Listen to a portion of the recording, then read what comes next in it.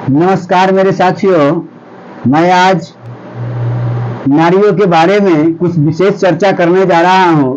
यदि मेरा विचार अच्छा लगे तो आप एक्सेप्ट कर लीजिएगा और इस वीडियो को अपने समाज में अपने संबंधियों को शेयर करने की कोशिश कीजिएगा।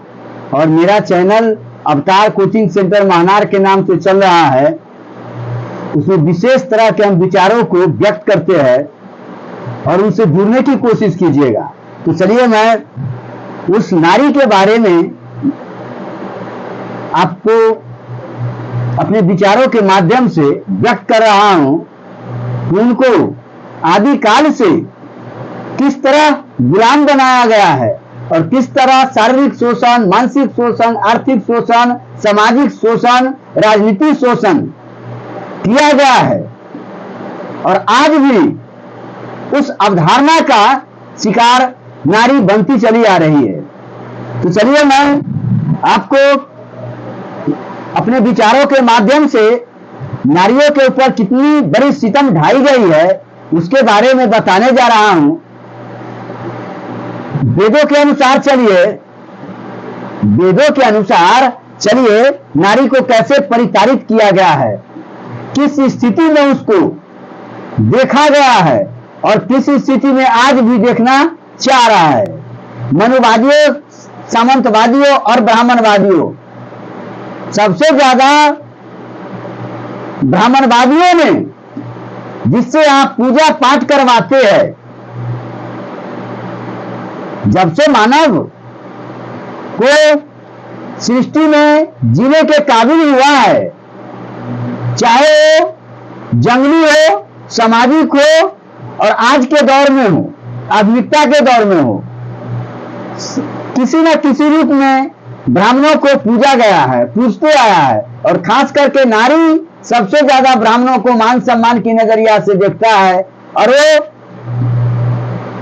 इमोशनल ब्लैक मेल किया जाता है, उनके भावनाओं पर शासन किया जाता है, उनके भावनाओं को खेला जाता है। आज भी नारी की भावनाओं को पूर्ण खेला जा रहा है। तो चलिए मैं वेदों के अनुसार महिलाओं के साथ क्या बर्ताव किया गया है उनके बारे में मैं चर्चा करने जा रहा हूं। वेदों में महिलाओं के साथ बलात्कार और व्यभिचार की बात भरी हुई है। मैं स्पष्ट बता दूं कि जितना भी वेद है, वेद को देखिए तो वेदों में महिलाओं के साथ बलात्कार और व्यभिचार की बात भरी हुई है। केवल अमानवीय विचारों को वो जन्म देता है। कौन? हमारा वेद, हिंदू शास्त्र। आज हिंदू ग्रंथ जितने भी है सब नारियों के प्रति व्यभिचार, लंपट विचारों को जन्म दिया है, जिसके कारण नारी का दयनीय स्थिति आज भी सोचने पर मजबूर कर देता है। वेदों में मांस मदिरा खाकर पीकर मौज मस्ती करने की बात लिखी हुई है। चार वाक्य के अनुसार वेद असत्य से दूषित है, आत्मखंडन मंडन से दूषित है और पुनरुक्ति दोष से दूषित है। वेदों में अनर्गल बातें बताई गई है, इलीगल बात समझाया गया है। इसमें न तो आध्यात्मिकता है और न ही नैतिकता। साम वेद श्रृंगार रस से सराबोर है। साम वेद जो हम पढ़ रहे हैं, वेद 4 प्रकार के है ना, हाँ? साम वेद, यजुर्वेद, अथर्ववेद है ना, और ऋग्वेद। ये जो वेद है, ये जो साम वेद जो है, साम वेद में केवल श्रृंगार रस से सराबोर है। अथर्ववेद में जादू टोना की चर्चा किया गया है, तंत्र मंत्र का ज्ञान दिया गया है। इसमें वशीकरण मंत्र के द्वारा दुश्मनों को मार डालने का मंत्र भी दिया गया है। स्त्री को कैसे पटाया जाए, कैसे समझाया जाए, कैसे अपने अंडर कस्टडी किया जाएगा, उसका भी मंत्र है। तो बताइए, ये ब्राह्मणवादियों ने, ये ब्राह्मण ने, हमारे पूर्वजों ने किस तरह का सभ्यता संस्कृति को जन्म दिया, जो आज की नारियों को बुरी तरह कुचला गया है। उसी मानसिकता के कारण आज भी नारी में आधुनिक विचारों का समावेश नहीं हो पाता है। कितने भी पढ़ी लिखी है, वो मानसिक रूप से गुलाम ही है। ब्राह्मणवादी व्यवस्था उसमें कूट कूट करके भरी हुई है। उसकी आत्माओं के साथ खिलवाड़ किया जाता है, भावनाओं के साथ खिलवाड़ किया जाता है। संसार में सबसे माया और भावनाओं से ओत पोत नारी को ही देखा गया है। उसी भावनाओं पर शासन करने के वो तरकीब को निकाल बैठा है। उसी भावनाओं से नारी पर वर्षों दर वर्षों शोषण करते आया है। समझ गए ना? रणचंडी यज्ञ के एक मंत्र में कहा गया है कि दान में धन दौलत लो, मांस मछली खाओ, शराब पियो और मैथुन करो। गुप्त साधना मंत्र में नट की स्त्री, कपाली की स्त्री, वेश्या, धोबिन, ब्राह्मणी, शूद्र की कन्या को योग साधना के लिए उपयोगी बताया गया है। इसी प्रकार विभिन्न तीर्थों का फल मिलने का प्रलोभन दिखा करके शूद्र के महिलाओं का बलात्कार करने के लिए उकसाया गया है ना। इसी प्रलोभन के कारण हमारे समाज में बलात्कार की घटनाएं घटित होती रहती है, घटती रहती है। वेदों में नारी के साथ पशुओं का संभोग दिखाया गया है। यह नारी जगत के मर्यादा के विपरीत है। ये नारी अस्मिता को दूषित करने का सबसे बड़ा षड्यंत्र है। उनकी अस्मिता पर कितना बड़ा प्रहार किया गया है, यह समझने की जरूरत है। आज भी हमारी आत्मा, आपकी आत्मा, समाज की आत्मा नारियों के प्रति उस मातृत्व प्रेम को दर्शाता है जो दुनिया का अंतिम प्रेम है, और उसी नारी के बारे में गलत विचारों को जन्म देने का काम किया है तो वह ब्राह्मणवादी है। और आज भी ब्राह्मण को, कर्मकांडी ब्राह्मण को पूजा जाता है। उनके धर्म नहीं, धंधा है। इस धंधे को बढ़ाया जाता है। हमारे मानसिक विकृति के कारण आज ब्राह्मण फल फूल रहा है। इस मानसिक विकृति को दूर करना है, सुधारना है, संशोधन करना है, विचारों में परिवर्तन लाना है ताकि समाज में नई क्रांति का जन्म हो। यदि आप इन विचारों से सहमत नहीं है तो मेरे विचारों को लौटा देने की कोशिश कीजिएगा। पीढ़ी दर पीढ़ी शोषण होते रहिए, शोषण का शिकार बनते रहिए। ये आपको विरासत में मिला है, तो मैं क्या समझा सकता हूं? मैं नहीं बचा पाऊंगा। जब तक आपके विचारों में परिवर्तन नहीं होगा तब तक खुद को आप परिवर्तन, समाज को आप परिवर्तित रूप नहीं देख सकते हैं। वेदों में बहुपत्नी विवाह और बहुपति विवाह का प्रचलन किया गया है। इसमें नारी का शोषण हुआ है, नारी के ऊपर जघन्य अमानवीय अत्याचार करने की अनुमति दी गई है। युद्ध में जीते गए नारियों को दासी बना लिया जाता था और उन्हें उपहार के रूप में देते थे। वेद नारी को वेश्यावृत्ति की अनुमति दी गई है। वेदों के अनुसार नारी को वेश्यावृत्ति करने की अनुमति दिया गया है। बताइए, ये हमारा वेद, ये हमारा शास्त्र, जिस शास्त्र को हम पूजते हैं, जो अमानवीय विचारों को जन्म देता है, और आज उसी को कंधा में लटका करके और ढोलक बजा करके राम मंदिर तक पहुंच जाते हैं, अयोध्या तक चले जाते हैं। यही तो है शुगरों की पहचान। शुगर खाने के लिए मजबूर किया ये ब्राह्मणवादियों ने, ये ब्राह्मणवादी की विचारधारा ने। जिस शुगर को पसीना नहीं चलता है, दुनिया के अंतिम दूषित मांस बनता है, उसको खाने के लिए ये प्रेरित किया। यही तो है हमारा हिंदुस्तान की ग्रंथ, ब्राह्मणवादियों का लिखा हुआ ग्रंथ।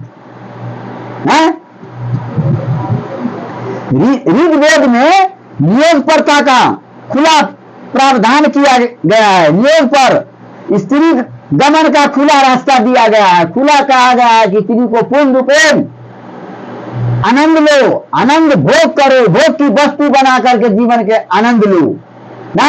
इससे क्या होगा? हमारे समाज में अमानवीय गुण का प्रभाव उच्च होगा, जिसके कारण समाज में अराजकता फैलेगी, है, असामाजिक तत्व की उत्पत्ति ज्यादा होगी। यही तो है ब्राह्मणवादी ग्रंथ, ब्राह्मणवादी पुराण, ब्राह्मणवादी वेद। योग प्राय ऋषि मुनियों और ब्राह्मणों द्वारा किया जाता था। इस लोगों के बीच दान के नाम पर स्त्रियां से, हमारे बहु बेटियों से, बहुजन समाज की बहु बेटियों से भोग करने की खुली छूट थी। वेदों में पर स्त्री गमन कर बच्चा पैदा करने की भी खुली छूट दिया गया था। लेकिन के द्वारा, हमारे ऋषि मुनियों के द्वारा, ब्राह्मण के द्वारा। ऋग्वेद दास प्रथा का वर्णन है, ऋग्वेद में दास प्रथा का वर्णन है और बड़ी संख्या में दास गुलाम बनाकर रखे जाते थे। अथर्ववेद में दास शूद्र जानवरों से भी हीन बताया गया है। मनु स्मृति में नारी को सभी अधिकारों से वंचित कर समाज में निम्न स्तर का दर्जा दिया गया है।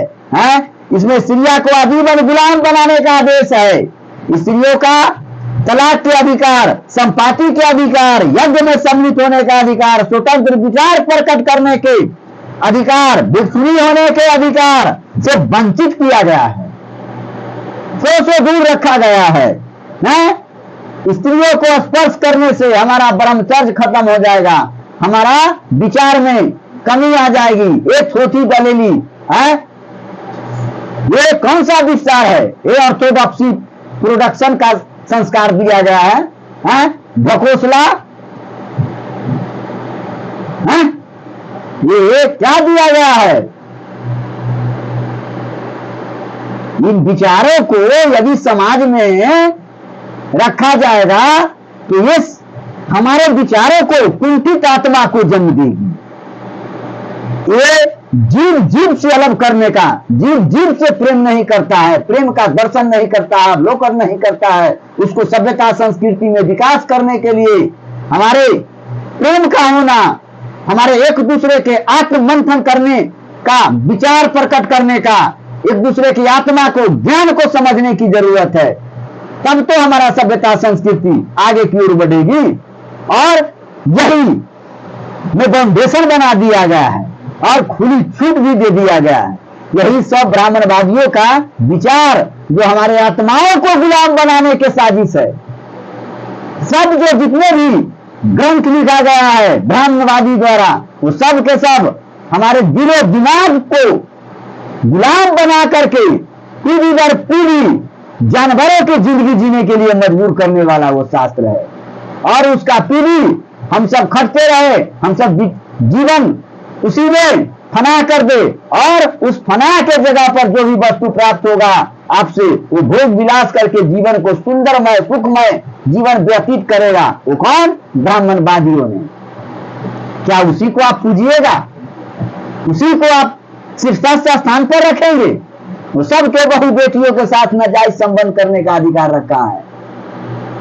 जी, इसको समझने की जरूरत है। स्त्रिया का कार्य पति सेवा एवं गृह कार्य निर्धारित किया गया है। वो पति के सेवा करते रहेगा, पुरुष का गुलाम बनते रहेगा। वो प्रशासनिक विभाग में वो किसी भी ऊंचे पद पर नहीं जा सकती है। ये सब क्या है? आज भी इस तरह के विचार समाज में देखने को मिल रहा है। आज की सरकार जो व्यवस्था कर रही है, उसको व्यवस्था में व्यवधान पैदा हो रहा है। सेवा करेगा और उसको, वो जब सेवा करने की बारी आएगा तो उसको हीन दृष्टि से देखा जाएगा। कहां रख देगा? कहां रख देगा? वो रखाएगा अपने माता पिता जब बूढ़ा हो जाएगा, बूढ़ी हो जाएगी, सेवा सत्कार करने की बारी आएगी तो कहां रखाएगा? वो वृद्धाश्रम में रख करके और भोग विलास करेगा। यही तो दिया है, यही तो ब्राह्मणवादियों ने दिया है, धर्म सिखाया है। स्त्रिया के शारीरिक दंड का प्रावधान भी किया गया है। चलिए मैं इसी के साथ अपने विचारों को विराम देता हूं।